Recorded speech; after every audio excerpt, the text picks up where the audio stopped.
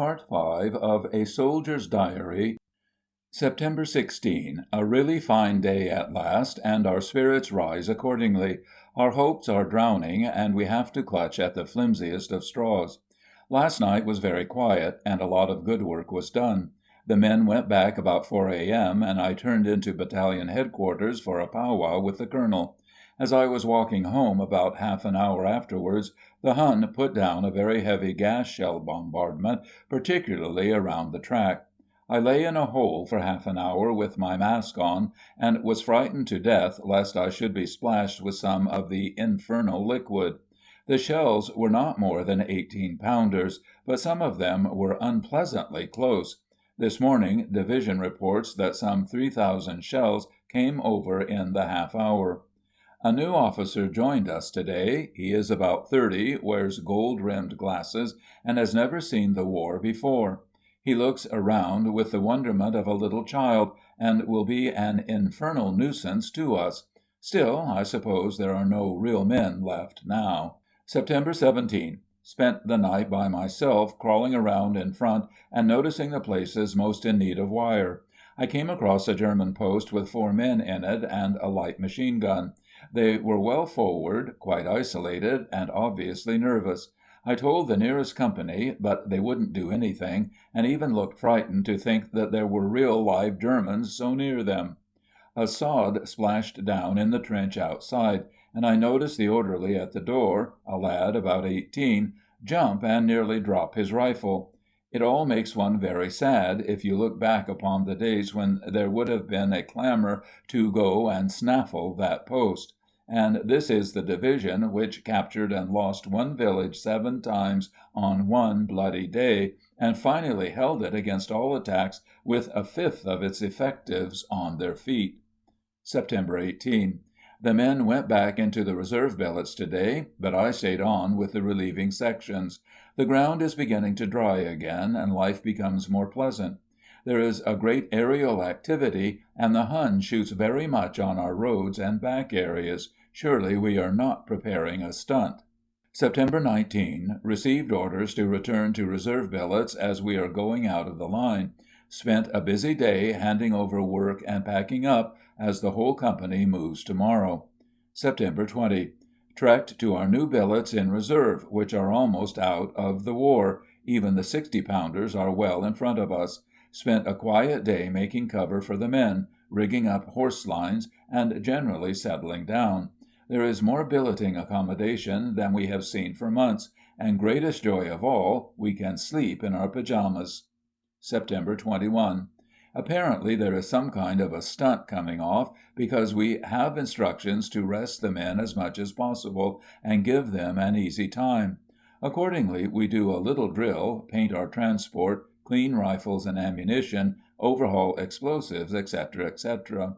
There is some fascination about this war game, some inexplicable grip which it has over us. In spite of everything we have gone through, there is, once more, a thrill of expectation in the air, and the men seem keener, as though looking forward to something. No one could hate the war more than I do, and yet I would be bitterly disappointed if sent on leave tomorrow. And if we, of all men, can still feel moments of exhilaration, can there ever be a League of Nations? September 22. The usual instruction work and overhauling of equipment. Orders came through today that we are to give the men instructions in attack, open warfare, and extended order formations. The men enjoy it and are cheering up tremendously. There are now several new divisions in our area. Guns are coming forward, and more troops arrive every day, all of them apparently from the south. They seem fresher and more confident than our own men, but they have already had the experience of driving Huns before them. We, on the other hand, have been fighting a losing fight with our backs to the wall for over 7 months. A lot of kilted troops arrived today. September 23. Had the men out all day practicing attack formations. It is hard to believe that these fiercely rushing groups of men are the same troops who were fought to a standstill at Kemmel, and held that blood-soaked line with such dogged fatalism through the weary summer. And after 2 or 3 days' rest, they are expected to go forward again. A man must feel proud. September 24. Training hard. In spite of high hopes dashed before, we seem as keen as ever to make another effort. The atmosphere seems charged with electricity, more troops are pouring in, and the broad gauge railway is up nearly as far as our billets. Was recommended again for a military cross, this time due to appear in the King's Christmas Honours list. September 25. We are still without orders, but the attack must be near at hand now, expectation and excitement.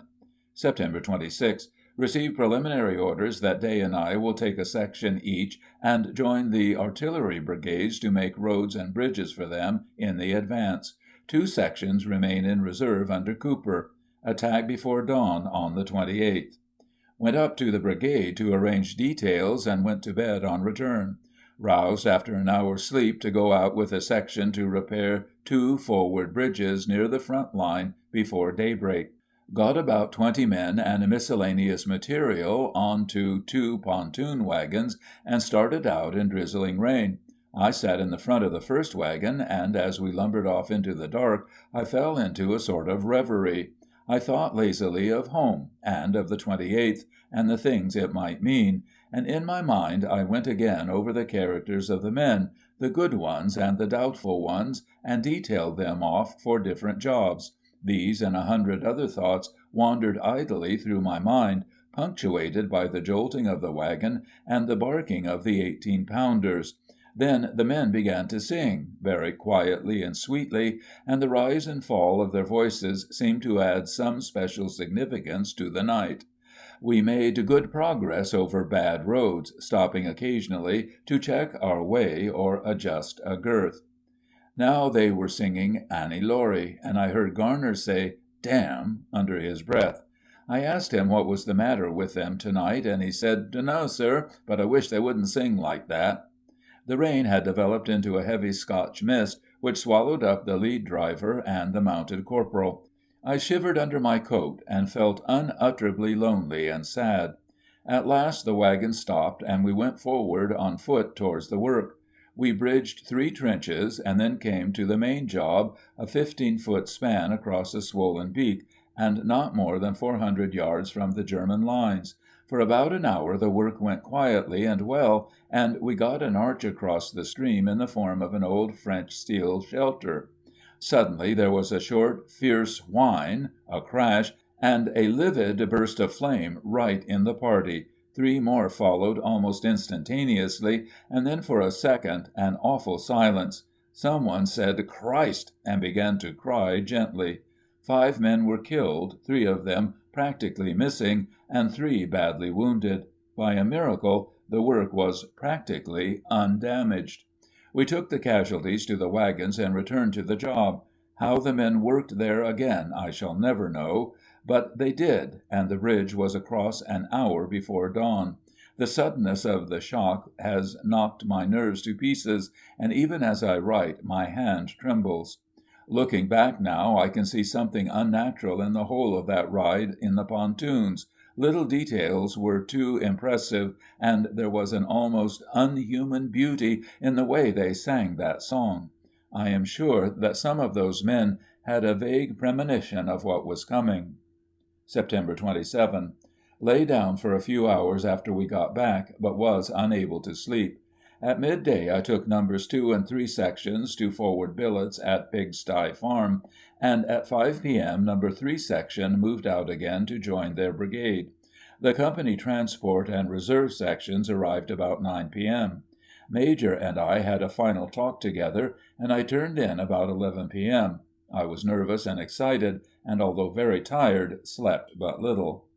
September 28.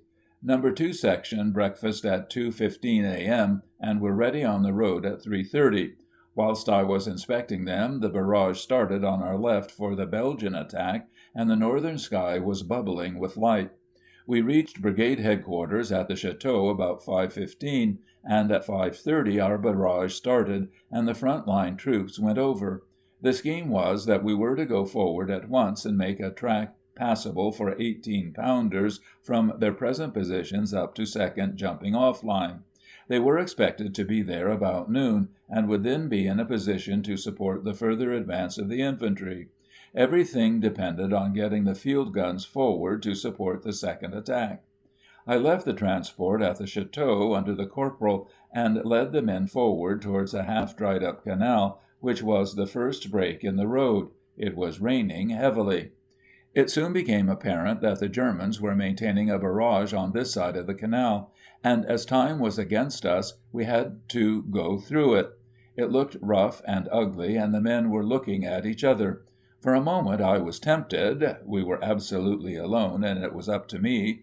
Nobody could blame us if we didn't go through, and in an hour it would probably have stopped. We were perhaps 500 yards from the canal, and shells were bursting heavily.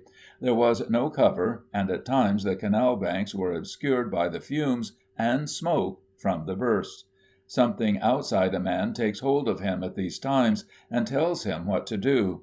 In half a minute I was calmly saying, "Come on," and the men were following in single file, about 10 paces from man to man. I thought we should never get across. We tried to run, but we kept sticking in the mud and bunching together, just like a nightmare.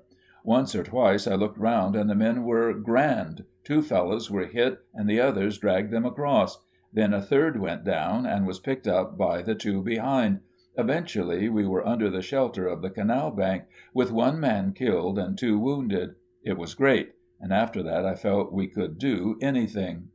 By now we were soaked to the skin, but bunches of prisoners were coming back, and the worst seemed to be over.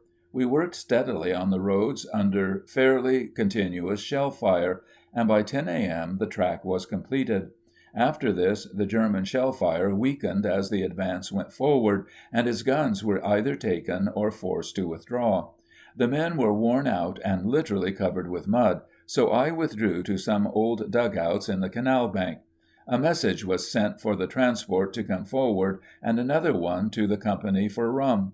The men had just lit fires and were beginning to dry themselves when I received a message that the guns had reached their destination, but our further help was wanted at once.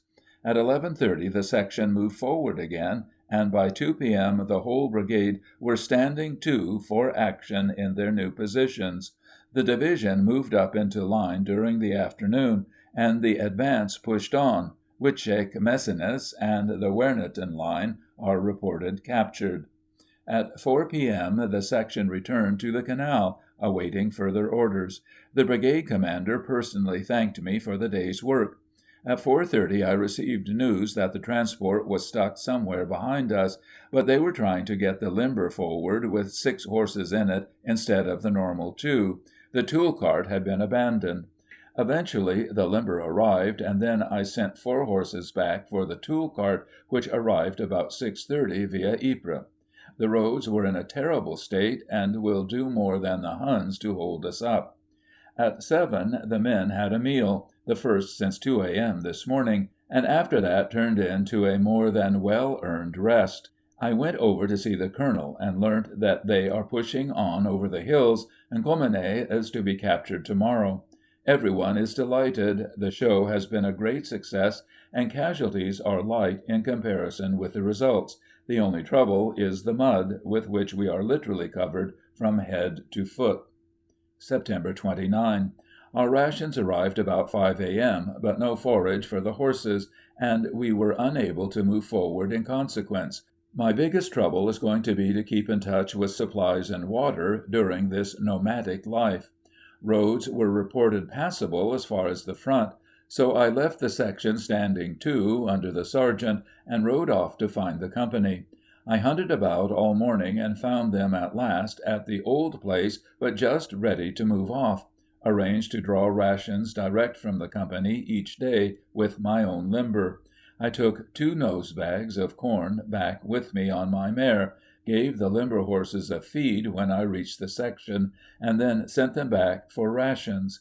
Somehow or other the company has heard some very high-colored accounts of our passage through the barrage on the 28th. At 2 p.m. I rode forward with an orderly and visited the brigade and all batteries. Heavy rain set in again, and as every one seemed fairly comfortable, and there was no accommodation forward, I decided to spend another night at the canal. The road is blocked with traffic from morning till night, and I am afraid it will break up badly if the rain continues. The whole show depends on that one blessed road, and apparently it is going to be my job for 2 or 3 days more, until the corps troops can get up. The brigade was in action when I reached them, and a stiff fight was going on around the last ridges. The Huns are sticking a bit, and a fierce counter-attack had just been driven back. Rifle and machine gun fire was very intense. I saw a lot of Hun dead about the roads and a few of our fellows. The Huns have left a lot of guns behind and should be fairly hard hit. It was dark when I got back, and the horses could hardly crawl along. Rations and forage came up shortly afterwards, so we turned in and had a good night's rest. September 30. Heavy rain all last night. At 8 a.m. I sent 2 orderlies up to brigade, and my groom came back to the company to change my mare. She was completely exhausted. Pending receipt of orders, we rigged up a shelter for the horses, as they were shivering badly, and I began to be frightened for them. The poor beasts are caked with mud, and even their eyes are hardly free from it. At noon received orders to go forward as early as possible, so I sent half the lumber back for rations and moved up with the section. After a really terrific struggle, we got as far as the batteries and managed to find a bit of cover in some old German concrete dugouts. Worked till dark on the road, and then started to fix things up for the night. The dugouts were in the middle of a swamp about 500 yards from the road, and in the dark it took us 3/4 of an hour to reach them. I had to give up all idea of getting the horses across, and finally found a place where they could stand about a mile from the dugouts. The drivers were quite worn out, so we had to mount a stable guard of sappers, with instructions to move the horses every hour to prevent them sinking in the mud. It is still raining, bitterly cold, and I can't understand how the poor beasts live. The wagons are nearly axle deep. Shortly after midnight I had every one settled, and then crawled literally into my own shack. It is an old Boche concrete place and stinks like hell. There are 2 wooden bunks in it, but it is dry. My man lit a fire on the floor, and we warmed up some old tea in my shaving mug. I was chilled to the bone, and there was nothing to eat, but I shall always believe that tea saved my life. There was no room for officer and servant here, just 2 very weary men. We sat on either side of the fire, drying our socks, and the smell mingled with the fetid odors of the dugout. Our eyes grew red and tearful with the smoke, which eventually drove us to the uninviting boards, where we slept like the babes in the wood. Several times during the night I woke up shivering with cold, and the clammy clothes sticking to my skin. But we were over the hills, and I could not have missed that night for all the gold in Africa. October 1. Up at 5:30 and immensely cheered to see a blue sky, although I didn't begin to feel normally warm until about noon. Bully and biscuit for breakfast, as a change from the biscuit and bully of the preceding days. Received an official note of thanks from the brigade for our work, and orders from the Commander Royal Engineers to join the company. Apparently the advance is held up for a few days until heavy guns and supplies can get forward again. I sent No. 2 sections forward to work on the new plank avoiding road, and returned to meet the Major at 8 a.m. He returned to the company and sent up Nos. 1 and 4 sections to me from reserve billets. No. 3 section also rejoined, so I fixed the lot in billets as well as possible, and then took out Nos. 1, 3, 4 to work on the road with No. 2. We now have got all our limbers and tool carts as far as the batteries, and I am commanding all the sections. Cooper remains with the heavy transport on the other side of the mud. Rode around the work during the afternoon, and met the Commander Royal Engineers, who was full of congratulations. Withdrew to billets at 5 p.m. to give the men a chance to dry their clothes and have a warm meal, the first they have had since the 27th. We are without definite news, but apparently the whole show has been a great success, and the army is only waiting until we can get the roads through. I can never forget the great change which seemed to spread like wildfire over the spirit of the army on the evening of the 28th to 29th. We were in the midst of the worst of the mud area, miles of transport wagons were bogged along our single road, it was raining hard, and few of us had eaten anything for 24 hours. Nobody was looking forward to the dawn, but from somewhere behind us a rumor came through that Bulgaria had asked for peace. There was no cheering, no demonstration of any sort, but the news seemed to put new spirit into the tired troops. The weary, mud-caked horses were lashed and spurred again, men put their aching shoulders to the wheels, and once more the limbers lumbered forward. All night long the wagons toiled painfully up those fateful ridges where scores of thousands of our finest infantry had died, and in the drizzling dawn they saw their reward at last.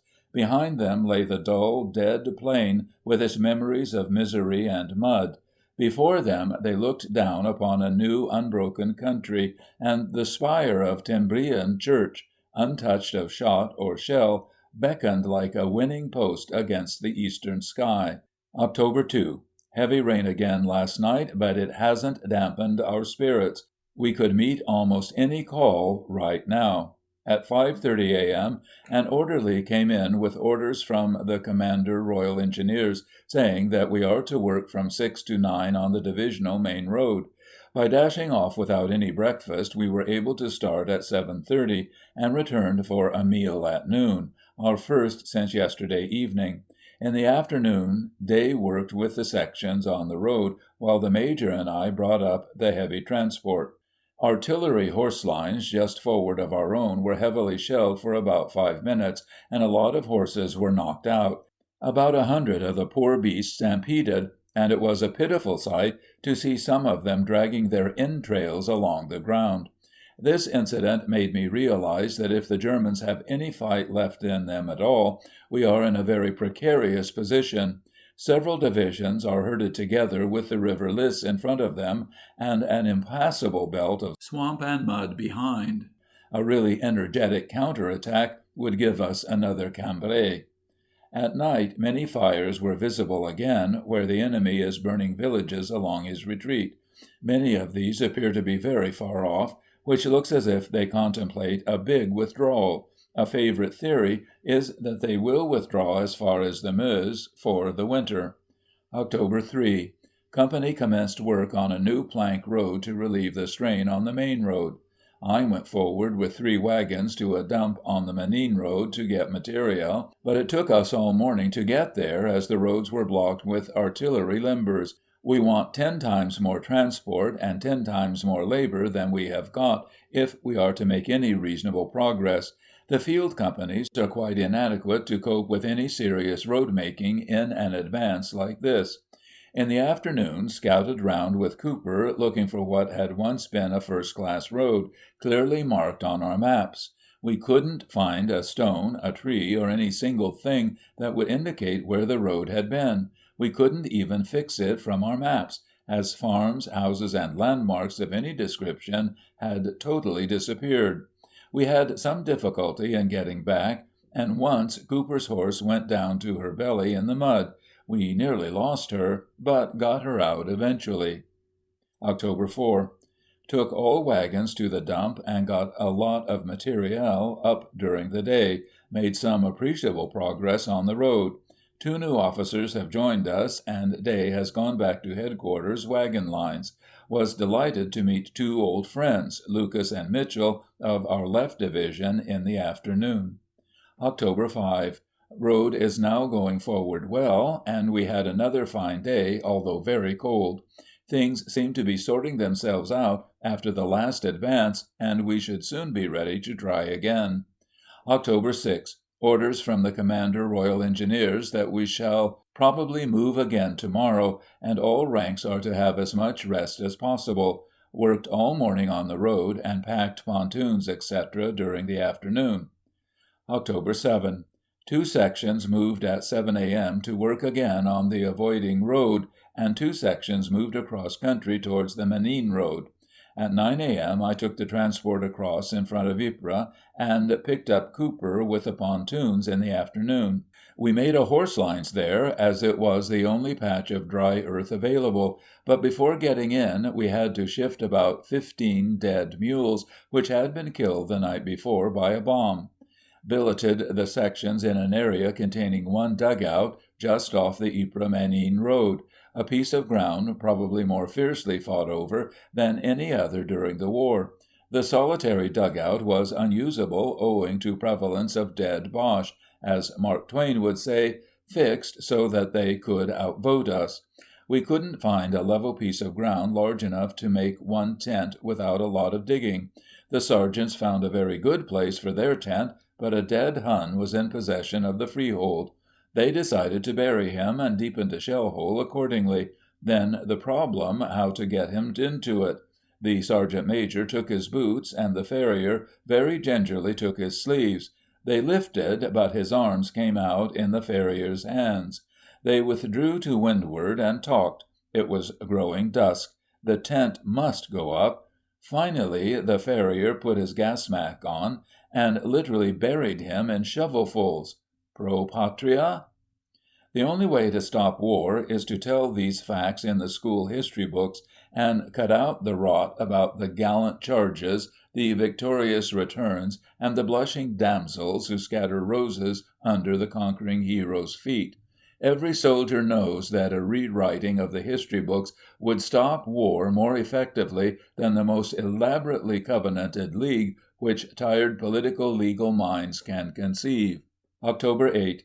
Working all day on the roads. It is a dreary job in this blighted, featureless country. October 9. Received orders to report again Artillery Brigade Headquarters, so there's obviously another stunt in the wind.